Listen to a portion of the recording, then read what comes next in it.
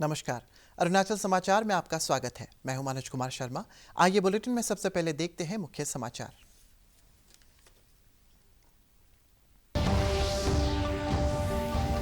प्रधानमंत्री नरेंद्र मोदी ने उत्तर प्रदेश में ग्रामीण पेयजल आपूर्ति परियोजनाओं की रखी आधारशिला। कहा, देश भर में पिछले 15 महीनों में 2 करोड़ 7 लाख से अधिक घरों में दिए गए पेयजल कनेक्शन।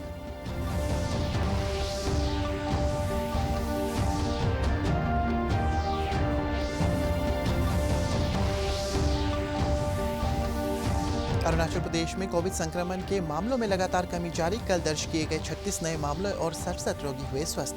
राज्य में कोविड रिकवरी दर बढ़कर हुई 93.14%।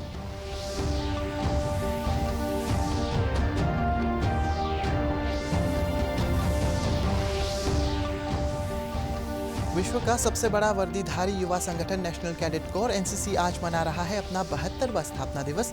रक्षा सचिव डॉक्टर अजय कुमार और एनसीसी के महानिदेशक लेफ्टिनेंट जनरल राजीव चोपड़ा ने राष्ट्रीय समर स्मारक पर एनसीसी की ओर सर्वोच्च बलिदान देने वाले जवानों को दी श्रद्धांजलि। प्रधानमंत्री नरेंद्र मोदी ने आज उत्तर प्रदेश के विंध्याचल क्षेत्र में मिर्जापुर और सोनभद्र में अनेक ग्रामीण जल परियोजनाओं की आधारशिला रखी। विंध्याचल क्षेत्र में 23 पेयजल परियोजनाओं की आधारशिला रखते हुए प्रधानमंत्री ने कहा कि मिर्जापुर और सोनभद्र जिले में पेयजल परियोजनाएं न केवल लोगों को साफ सुथरा जल उपलब्ध कराएगी, बल्कि उनके बीमारियों के उन्मूलन में भी सहायक होगी। उन्होंने कहा है कि इस योजना के तहत लाखों परिवारों को उनके घर पर ही पेयजल उपलब्ध होगा। प्रधानमंत्री ने कहा है कि विंध्याचल हो या बुंदेलखंड, अपार संसाधनों के बावजूद ये क्षेत्र सुविधाओं से वंचित रहे। पीएम मोदी ने कहा है कि केंद्र सरकार जल जीवन मिशन के तहत देश के सभी घरों में टेप के जरिए पेयजल पहुंचाने के लिए प्रतिबद्ध है और हर घर जल योजना के तहत वर्ष में 2 करोड़ 60 लाख से अधिक परिवारों को नल के जरिए स्वच्छ पेयजल पहुंचाया गया है। पीएम मोदी ने लोगों को फिर आगाह किया है कि वे कोविड-19 के संक्रमण से सचेत रहें, क्योंकि कोरोना का खतरा खत्म नहीं हुआ है। सबसे अधिक प्यासे और सूखा प्रभावित क्षेत्रों से ही रही। जब यहां के 3000 गांवों तक पाइप से पानी पहुंचेगा तो 40 लाख से भी ज्यादा साथियों का जीवन बदल जाएगा। इससे यूपी के, देश के हर घर तक जल पहुंचाने के संकल्प को भी एक बहुत बड़ी ताकत मिलेगी। करीब करीब 1 साल से भी ऊपर समय हो गया है। इस दौरान देश में 2 करोड़ 60 लाख से ज्यादा परिवारों को उनके घरों में नल से शुद्ध पीने का पानी पहुंचाने का इंतजाम हो चुका है। आज जो परियोजनाएं शुरू हो रही हैं, उससे भी इस अभियान को और गति मिलेगी। इसके अलावा अटल भूजल योजना के तहत पानी के स्तर को बढ़ाने के लिए जो काम हो रहा है, वो भी इस क्षेत्र को बहुत मदद करने वाला है। प्रधानमंत्री नरेंद्र मोदी ने कहा कि कोरोना महामारी मानव इतिहास में एक महत्वपूर्ण मोड़ है और दूसरे विश्व युद्ध के बाद की सबसे बड़ी चुनौती है। उन्होंने कहा है कि G20 देशों को अर्थव्यवस्था को पटरी पर लाने, रोजगार और व्यापार को चर्चा तक सीमित न रखकर पृथ्वी के संरक्षण पर भी विमर्श करना चाहिए। श्री मोदी ने ये बात कल शाम G20 देशों के 15वें वर्चुअल शिखर सम्मेलन में कही। सम्मेलन का आयोजन सऊदी अरब ने किया है। श्री मोदी ने कहा है कि कोरोना से उबरने के बाद नया वैश्विक सूचकांक बनाने की आवश्यकता होगी, जिसमें प्रतिभाओं का विशाल पूल हो, तकनीकी की पहुंच समाज के हर वर्ग तक हो, पारदर्शी शासन व्यवस्था हो और पृथ्वी के संरक्षण का भाव हो। इन चारों बातों का ख्याल रखकर ही G20 के देश एक नया विश्व की आधारशिला रख सकते हैं। प्रधानमंत्री ने कहा है कि पिछले दशकों में पूंजी और वित्त पर आधारित जोर रहा है, लेकिन अब कौशल पर जोर देने का समय है ताकि प्रतिभाओं का विशाल पूल तैयार हो सके। प्रधानमंत्री ने सलाह दी कि अब घर से ही काम टाना व्यवहार में आ गया है। इसलिए G20 देशों को एक वर्चुअल सचिवालय का गठन करना चाहिए जिसमें दस्तावेजों का संग्रहण हो। आज G20 शिखर सम्मेलन के समापन दिवस पर घोषणा पत्र जारी किया जाएगा और समूह की अध्यक्षता इटली को सौंपी जाएगी। उपराष्ट्रपति एम वेंकैया नायडू ने विश्व समुदाय से आतंकवाद को प्रायोजित करने वाले देशों को अलग थलग करने के उनके खिलाफ प्रतिबंध लगाने का आह्वान किया है। आतंकवाद के बढ़ते संकट पर चिंता व्यक्त करते हुए उपराष्ट्रपति ने संयुक्त राष्ट्र से इस मुद्दे पर विचार विमर्श करने और अंतर्राष्ट्रीय आतंकवाद पर भारत के लंबे समय से लंबित प्रस्ताव को अपनाने की अपील की। उन्होंने कहा है कि संयुक्त राष्ट्र में सुधार तथा अधिक समावेश और न्यायसंगत विश्व व्यवस्था बनाने की आवश्यकता है। उपराष्ट्रपति वेंकैया नायडू ने कल लाल बहादुर शास्त्री राष्ट्रीय प्रबंधन संस्थान द्वारा इन्फोसिस फाउंडेशन के अध्यक्ष सुधा मूर्ति को लाल बहादुर शास्त्री राष्ट्रीय पुरस्कार से सम्मानित करने के लिए आयोजित एक कार्यक्रम को संबोधित कर रहे थे।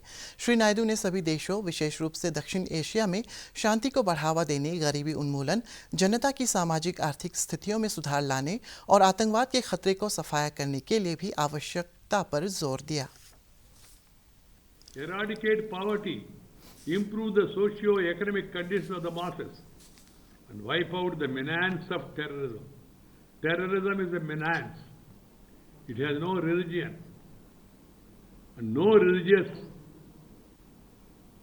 religion preaches terrorism. It's only a wrong interpretation by some people. No country is safe from the scourge of terrorism, and it's high time for the United Nations to complete the deliberations in India's long-pending proposal, Comprehensive Convention on International Terrorism adopted. It's already late. The world community must come together, not only isolate nations that sponsor terrorism, but also impose sanctions against them. This is the need of the hour. The days of platitude are over, and it is the time for concrete action. Arunachal Pradesh में Covid संक्रमण के मामलों में लगातार कमी आ रही है। शनिवार को राज्य में 36 नए मामलों के साथ संक्रमण के कुल मामलों की संख्या 16,037 हो गई है। 67 लोगों के संक्रमण से ठीक होने के साथ ही अब तक स्वस्थ होने वालों की संख्या 14,937 हो गई है। राज्य में संक्रमण से ठीक होने वालों की दर 93.14% हो गई है। इस समय राज्य में कोविड-19 के 1051 सक्रिय मामले हैं। अब तक राज्य में इस महामारी से 49 लोगों की मौत हो चुकी है। कल दर्ज किए गए नए मामलों में ईटानगर राजधानी क्षेत्र, ईस्ट सियांग जिले से 9-9, चांगलांग सियांग, वेस्ट कामेंग और लेपारादा जिले से 3-3, वेस्ट सियांग, लोहित, लोअर सियांग, अंजाव तवांग और लोअर दिबांग वैली जिले से कोविड के 1-1 मामले शामिल हैं। देश में कोविड-19 के 45,000 से अधिक नए मामले मिलने के साथ ही संक्रमण के कुल मामलों की संख्या 90,95,000 से अधिक हो गई है। केंद्रीय स्वास्थ्य मंत्रालय ने बताया है कि पिछले 24 घंटों में हुई 501 मौतों के मिलाकर इस महामारी से अब तक 1,33,227 लोगों की मृत्यु हो चुकी है। पिछले 24 घंटों में 43,493 लोगों को इलाज के बाद अस्पताल से छुट्टी दे दी गई है। अब तक 85,21,617 लोगों को संक्रमण से उबर चुके हैं। वर्तमान में देश में सक्रिय मामलों की संख्या 4,40,962 है। इधर असम में कल से राज्य की सभी राष्ट्रीय स्तर के पार्क और वन्य जीव अभ्यारण्य पर्यटकों के लिए खोल दिए गए हैं। पार्क घुसने वाले पर्यटकों को कोविड-19 के संबंधी दिशा निर्देशों का पालन करना आवश्यक होगा। केंद्रीय सड़क परिवहन और राजमार्ग मंत्रालय के सचिव गिरिधर अरामणे, मुख्य अभियंता यूसी कटारा, NHIDCL के तकनीकी निदेशक VK Rajawat, executive director Sunil Kumar, विधायक मोपी मिहू और कई अधिकारियों ने राष्ट्रीय राजमार्ग संख्या 313 के हुनली अनिनी सड़क की प्रगति का जायजा लिया। इस परियोजना के पैकेज 4, 5 और 6 का निरीक्षण करते हुए केंद्रीय दल ने परियोजना एजेंसी सुश्री इंफ्रा से भी लंबित परियोजनाओं को निर्धारित समय पर पूरा करने का निर्देश दिया। इधर सचिव ने प्रस्तावित मिपी बासाम और डाम्बुइन से ब्रुनेई सड़क परियोजना का सर्वे किया। राज्य के सामाजिक कार्यकर्ता लार्तिक कारे ने प्रदेश के बाजारों और भीड़-भाड़ के स्थानों पर बहुत से लोगों द्वारा बिना मास्क पहनकर जाने और सोशल डिस्टेंसिंग का पालन न करने की चिंता जताते हुए लोगों से कोविड दिशा निर्देशों को गंभीरता से लेने की अपील की। उन्होंने कहा है कि जब तक कोविड की वैक्सीन नहीं आ जाती तब तक किसी भी तरह की ढिलाई बरतना उचित नहीं है। लोग बहुत लापरवाही बरत रहे हैं। हर जगह लोग मास्क पहनते नहीं हैं और सोशल डिस्टेंसिंग भी कम होते जा रहा है।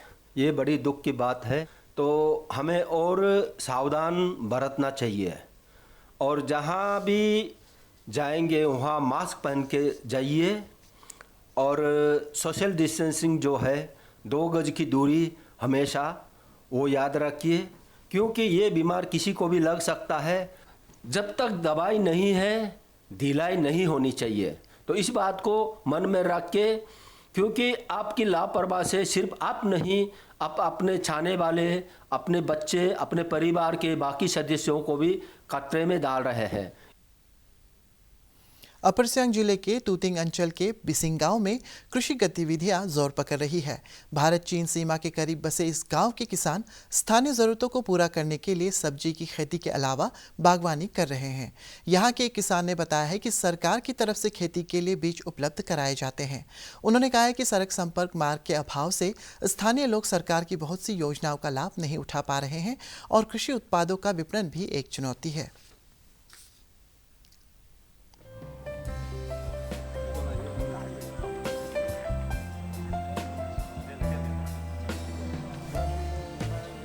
गाड़ी का रोड भी नहीं, बॉर्डर पड़ गया, उधर लेने में तकलीफ है। उनके अपना लगा करके थोड़ा ये बात करके खा रहे हैं। गाँव छोटा सरकार से सर कुछ थोड़ा मिलता है। विजन देता है, देने से भी गाड़ी का रोड तो नहीं है सर, कहाँ से बुक किलेगा। हम इतना बुढ़ा बुढ़ी लोग पूरा है। सब्जी तो सर अपना जितना लगा सकते इतना मिलता है। अच्छा होता है सर, मूला और पत्ता, आलू भी सब लगाने से तो अच्छा होता है, लेकिन बीजन लेने के लिए बहुत तकलीफ है। सप्लाई तो सर रोड नहीं तो कहाँ भी जाके करेगा, बस्ती का नल में बांट कर खाता है। प्रधानमंत्री नरेंद्र मोदी आगामी 29 नवंबर को 11 बजे आकाशवाणी से मन की बात कार्यक्रम में अपने विचार साझा करेंगे। ये मन की बात 2.0 की 18वीं कड़ी होगी। प्रधानमंत्री ने मन की बात के लिए देशवासियों से अपने सुझाव मांगे हैं। लोग अपने सुझाव कई माध्यमों से दे सकते हैं। देश के लोग 1800117800 पर अपनी राय रिकॉर्ड करा सकते हैं। इसके अलावा नमो ऐप पर भी विचार साझा किया जा सकता है। रविवार 29 नवंबर सुबह 11 बजे मन की बात। राष्ट्रीय कैडेट कोर यानी एनसीसी अपना 72वां स्थापना दिवस मना रही है। हर साल नवंबर महीने के आखिरी रविवार को एनसीसी दिवस मनाया जाता है। एनसीसी की स्थापना 1948 में की गई थी और आज देश भर में राष्ट्रीय कैडेट कोर में करीब 14 लाख कैडेट प्रशिक्षण प्राप्त कर रहे हैं। एनसीसी का ध्येय एकता और अनुशासन है। पेश है रिपोर्ट। शहीदों को श्रद्धांजलि दी। एनसीसी के बच्चों ने जो इस पेंडेमिक के वर्ष में जो भूमिका निभाई है, सेकेंड लाइन ऑफ डिफेंस की तरह उन्होंने जितने भी कोरोना वॉरियर्स हैं उनकी मदद में, चाहे वो ट्रैफिक मैनेजमेंट हो, चाहे वो फूड मील सप्लाई की सहायता हो, कॉल सेंटर हो, मार्केट्स में सोशल डिस्टेंसिंग हो, इन सभी कार्यों में एक सेकेंड लाइन ऑफ डिफेंस के तौर पे लगभग 2 लाख बच्चों ने इसमें हिस्सा लिया है देश के सभी प्रांतों में। डिजिटल इंडिया के तहत एनसीसी का एक ट्रेनिंग ऐप लॉन्च कर दिया गया है और एक अन्य दूसरा ऐप दिसंबर में लॉन्च किया जाएगा। एक भारत श्रेष्ठ भारत के तहत पिछले 4 महीने में करीब 65 कैंप ऑनलाइन आयोजित किए गए हैं, जिसमें 6000 कैडेटों ने हिस्सा लिया है। संविधान और हमारे कर्तव्यों के बारे में भी कैडेट देश में जागरूकता अभियान चला रहा है।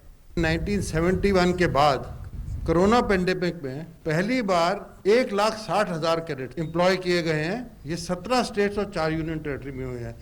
1 लाख बॉर्डर और कोस्टल एरिया में जो एनसीसी पहुंच हमने बढ़ाई है। इसमें 1100 से ऊपर स्कूल्स और कॉलेजेस हमने आइडेंटिफाई कर लिए हैं, इनको एनसीसी कॉलेजेस को अलॉट करनी स्टार्ट कर दी है।